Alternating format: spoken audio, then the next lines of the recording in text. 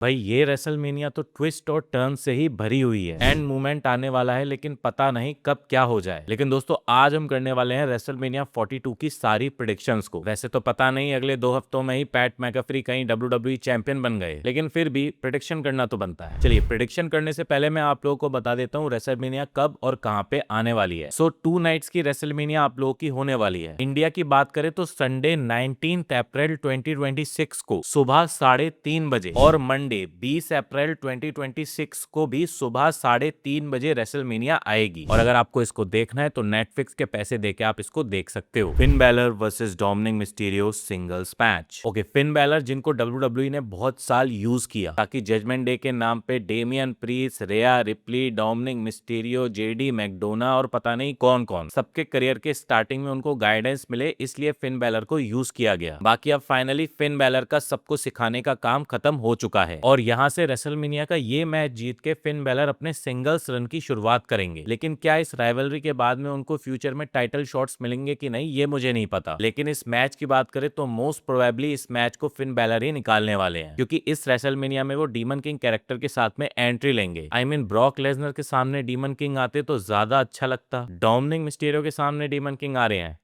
कमाल है। Stephanie Vaquer versus Liv Morgan WWE women's world heavyweight championship match. Okay, ये ऐसा मैच है जिसके अंदर दोनों बंदियों का लग रहा है कि ऑलमोस्ट जीतने का चांस है। नो डाउट WWE ने स्टेफनी को अभी एज अ चैंपियन इतना ज्यादा शो ही नहीं किया है। बंदी के प्रोमोस भी बैक स्टेज ही लिए जा रहे हैं जो कि प्रिपेयर ही किए जाते हैं। लेकिन दोस्तों इस मैच के अंदर हमको एक बड़ा ट्विस्ट देखने को जरूर मिल सकता है, जहां पे रिकेल रॉड्रिगज लिव मॉर्गन के ऊपर टर्न कर सकती हैं। इवन रॉक्सेन परेज भी टर्न कर सकती हैं, क्योंकि इस स्टोरी लाइन के अंदर लोग बहुत सारे हैं और इस स्टोरी को 1-2 PPV तक खींचा भी जा सकता है। हालांकि अगर कोई भी लिव मॉर्गन के ऊपर टर्न यहाँ पे नहीं करता है तो ऐसे में मुझे लगता है लिव मॉर्गन को उनका रेसलमेनिया का मूवमेंट मिल जाएगा और लिव मॉर्गन यहाँ पे टाइटल जीतती हमें नजर आ सकती हैं। और उसके बाद स्टेफनी वकार की वापस टाइटल को रिकैप्चर करने की स्टोरी समर स्लैम तक भी चलाई जा सकती है। AJ Lee versus Becky Lynch WWE women's intercontinental championship match. Okay, ये मैच हो रहा है एक पार्ट टाइमर का एक फुल टाइमर के साथ। एजे ली को दोस्तों बस टिकट सेल करने के लिए चैंपियन बनाया गया था और दोस्तों ये बात तो बिल्कुल क्लियर है कि बैकी लिंच ने ही इस टाइटल को रेलेवेंट बनाया है। वहीं एजे ली की बात करें तो इस पूरे साल में उन्होंने उनके ऊपर 3-3 विक्ट्रीज निकाल ली हैं, एक मिक्स टैग टीम मैच में, एक वॉर गेम्स के मैच में और एक 1-on-1 सिंगल्स मैच में। सो अब ऑड्स को इवन करने का टाइम आ चुका है और रेसलमेनिया में जाके बैकी लिंच अपनी पहली विक्ट्री निकाल सकती हैं। समहाउ बैकी लिंच कुछ ना कुछ चाल चलेंगी और उसके बाद यहाँ पे विक्ट्री निकाल लेंगी। बैटल 4-वे WWE women's tag team championship match. Okay दोस्तों, ये मैच होने वाला है पब्लिक को खुश करने के लिए और इस स्टोरी लाइन के अंदर हर टीम की अपनी अपनी अलग अलग कहानियां चल रही हैं। लेकिन इन सब स्टोरीज के अंदर एलेक्सा ब्लिस और शार्लेट फेयर की स्टोरी का फ्यूचर सबसे अच्छा बन सकता है। दोनों की बॉन्डिंग हुई है इस टैग टीम टाइटल के चलते और अब हो सकता है दोस्तों दोनों की बॉन्ड भी टूटे इस टैग टीम टाइटल के चलते हुए ही। दोनों बंदों की सिंगल्स रन की कैपेबिलिटी तो किसी से छुपी नहीं है, तो हो सकता है टैग टाइटल का एक छोटा सा रन देके दोनों बंदियां सिंगल्स टाइटल के रन में निकल लें, क्योंकि इस टाइम पे सिंगल्स टाइटल्स के लिए भी न्यू न्यू चैलेंजर्स चाहिए। तो मेरे हिसाब से एलेक्सा ब्लिस और शार्लेट फेयर यहाँ पे एक बार फिर से टाइटल जीतते हमें नजर आ सकते हैं। Drew McIntyre versus Jacob फाटू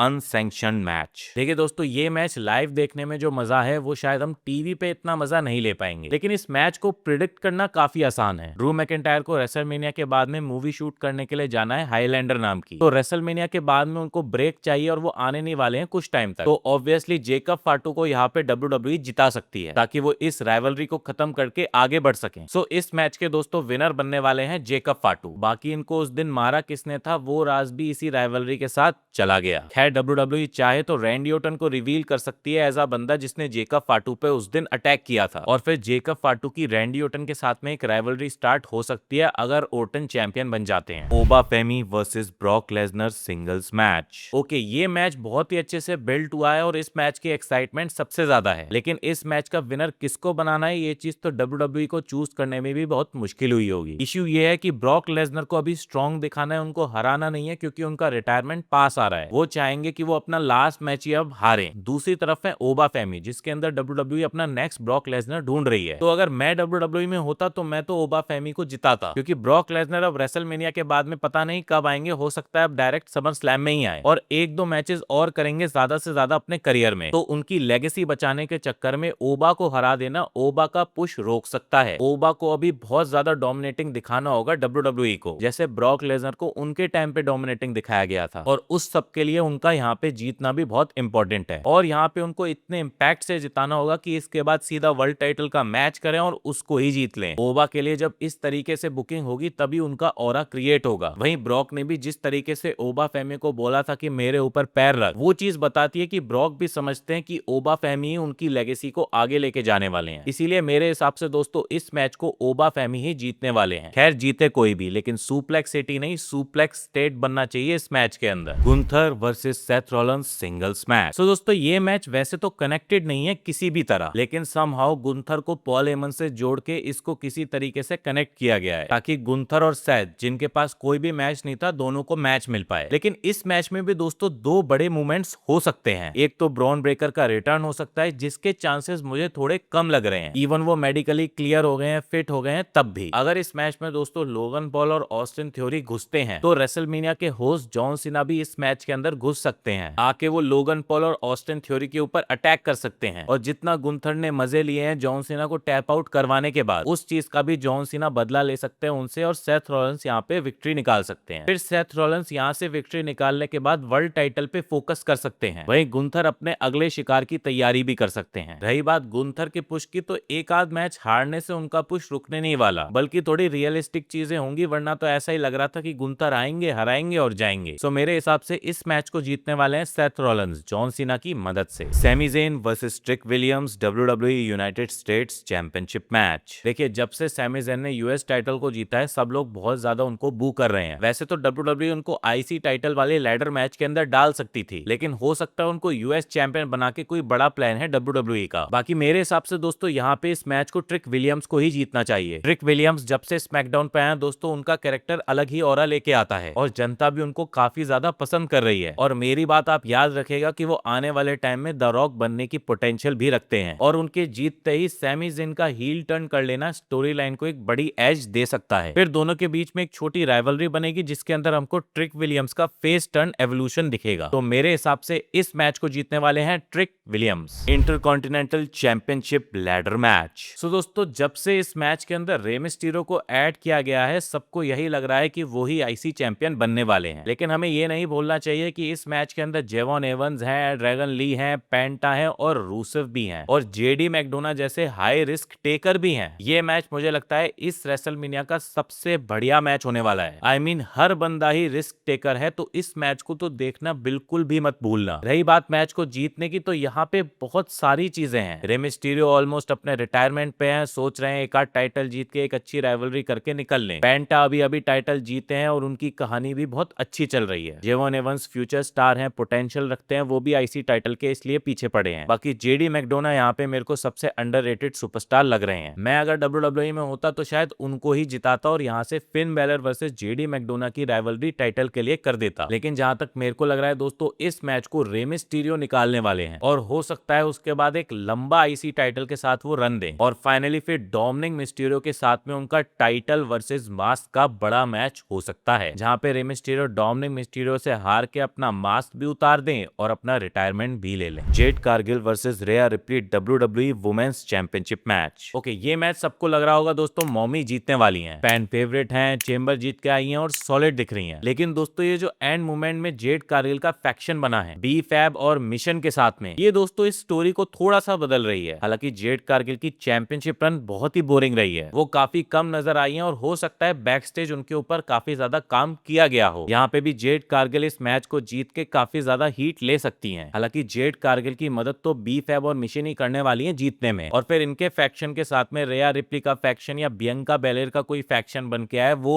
compete कर सकता है। सो मेरे हिसाब से इस मैच के अंदर जेड कारगिल सबको अपसेट करके यहाँ पे विक्ट्री निकालती नजर आएंगी। Cody Rhodes versus Randy Orton undisputed WWE championship match. Okay TKO, PAT McAfee और पता नहीं क्या क्या हमने इन कुछ हफ्तों में देख लिया। हालांकि प्रेडिक्शन तो मैं रैंडी ओर्टन के यहाँ पे टाइटल जीतने की की ही करूंगा, चाहे WWE कैसी भी स्टोरी लाइन को घुमा दे, लेकिन ओर्टन को तो यहाँ पे जीतना ही चाहिए। पैट मैकफी बोल चुके हैं कि अगर ओर्टन यहाँ पे हारे तो वो कभी WWE में वापस नहीं आएंगे, लेकिन TKO कभी ऐसा करने वाली नहीं है। इसी वजह से हो सकता है कोई ना कोई प्लान पैट मैकफी ने बनाया होगा कोडी रोड्स को हराने के लिए। कोडी रोड्स को पिछले साल रेसलमेनिया में अगर ट्रेविस स्कॉट पीट सकते हैं तो इस साल पैट मैकफी क्यों नहीं। और पिछले साल की सेम स्टोरी ही इस साल भी शायद रिपीट होती हमको नजर आएगी। बस जॉन सीना की जगह ओर्टन आ गए हैं और कोडी रोड्स फिर से खा रहे हैं। और खास बात यह है कि ये नाइट 1 का मेन इवेंट रहने वाला है, जबकि WWE टाइटल तो मेन टाइटल है WWE का। तो ये चीज शो कर रहा है कि इस मैच के अंदर कोई हैप्पी एंडिंग होने नहीं वाली। लेकिन अगर रैंडी ऑर्टन जीत जाते हैं तो वो अपने आप में एक हैप्पी एंडिंग है। और पूरा दोस्तों एक घुमाया गया गेम है और कुछ नहीं। रैंडी ऑर्टन को लोग बू नहीं करेंगे, रैंडी ऑर्टन को लोग चीयर करेंगे। और TKO और WWE ये चाहती नहीं है। WWE चाहती है कि भाई हमारे बेबी फेस कोडी रोड्स को आप लोग चीयर करो, रैंडी ऑर्टन के जीतने पे उनको बू करो। लेकिन WWE के फैंस सब समझते हैं और वो रैंडी ऑर्टन को ही चीयर करेंगे। हालांकि ये TKO के एंगल के बाद में कोडी रोड्स को बू ना करें, लेकिन चीयर तो नहीं कर पाएंगे। CM पंक versus Roman rain WWE world heavyweight championship match. देखिए इस मैच का प्रेडिक्शन करूं उससे पहले मैं आपको बता देता हूं WWE के एक्चुअल प्लान क्या थे रेसलमेनिया के लिए। जब दोस्तों सेथ रॉलिंस इंजर्ड नहीं हुए थे तब अलग प्लान थे रेसलमेनिया के। सेथ रॉलिंस ही जाने वाले थे as world heavyweight champion WrestleMania में और रोमन रेंस के साथ उनका मैच सेट होना था। वहीं फिर रेसलमेनिया के अंदर विजन का ब्रेकअप होता जब ब्रॉन ब्रेकर टर्न कर देते सेथ रॉलिंस पे। वहां पे रोमन टाइटल जीत लेते और ब्रॉन ब्रेकर उनके नेक्स्ट चैलेंजर बन के निकलते। फिर छोटी मोटी राइवलरीज के चलते हुए समर स्लैम में जाकर Roman Reigns versus Bron Breakker का मैच सेट होता। फिर दोस्तों रियलिटी तो हमें पता है कि ओरिजिनल प्लान फेल हो गए सेथ रॉलिंस की इंजरी के चलते और WWE को फिर CM पंक वर्सेस रोमन रेंस के मैच की तरफ जाना पड़ा। तो दोस्तों CM पंक एक्चुअली तो रिप्लेसमेंट है सेथ रॉलिंस की और CM पंक ने भी अब काफी टाइम टाइटल को होल्ड कर लिया है। अपनी मन भर के पाइप बॉम्ब प्रोमोस दे दे के भड़ास भी निकाल ली है। तो रेसलमेनिया को एक हैप्पी एंडिंग देने के लिए यहाँ पे रोमन रेंस जीतते हमें नजर आने वाले हैं। और सेथ रॉलिंस ने भी मेंशन किया है कि उनको वर्ल्ड हैवीवेट टाइटल चाहिए। तो Seth Rollins versus Roman Reigns का मैच कहीं ना कहीं आगे हो सकता है, जिसके अंदर ब्रॉन ब्रेकर रिटर्न करेंगे और जो स्टोरी लाइन रेसलमेनिया के लिए बनाई गई थी हो सकता है वो बैकलैश पे चला दी जाए। लेकिन रेसलमेनिया में जीतने की बात करें तो रोमन रेंस बनने वाले हैं पहली बार WWE वर्ल्ड हैवीवेट चैंपियन, या बोलूं सेकेंडरी चैंपियन। तो दोस्तों ये तो थे मेरे प्रेडिक्शंस, अब है आपकी बारी। इस वीडियो के कमेंट बॉक्स में सारे प्रेडिक्शन सही करने वाले 3 विनर्स को मिलेगी WWE की टी-शर्ट। 3 में से एक विनर वो होगा जिसने सबसे पहले सही प्रेडिक्शन किया है, तो जल्दी जल्दी कमेंट कर दो। और वहीं 2 लकी विनर्स को मिलने वाला है नेटफ्लिक्स का सब्सक्रिप्शन। सो जितना जल्दी हो सकता है उतना जल्दी सही प्रेडिक्शन कीजिए। साथ ही टेलीग्राम मेंबर्स के लिए मैं एक स्पेशल चैलेंज रखने वाला हूं और वहां पे क्या मिलने वाला है वो आपको टेलीग्राम पे ज्वाइन करने के बाद ही पता चलेगा। टेलीग्राम पे भी दोस्तों आजकल रेगुलर अपडेट्स मिलती नजर आ रही हैं, थैंक्स टू अननोन मैन जो कि हमें टेलीग्राम पे हेल्प कर रहे हैं कम्युनिटी बिल्ड करने में। आप भी उस कम्युनिटी का पार्ट बन सकते हैं और वहां पे अपने इमोशंस को एक्सप्रेस कर सकते हैं, क्योंकि चैट भी आप वहां पे कर सकते हैं। सो टेलीग्राम चैनल को भी ज्वाइन करना ना भूलें, डिस्क्रिप्शन के अंदर मैंने लिंक दे दी है। लिंक मैं हर वीडियो में ऐड नहीं करता हूँ तो ये कभी कभी ही नजर आती है। बाकी अब मिलता हूँ आपको नेक्स्ट वीडियो के साथ में, तब तक के लिए सायोनारा।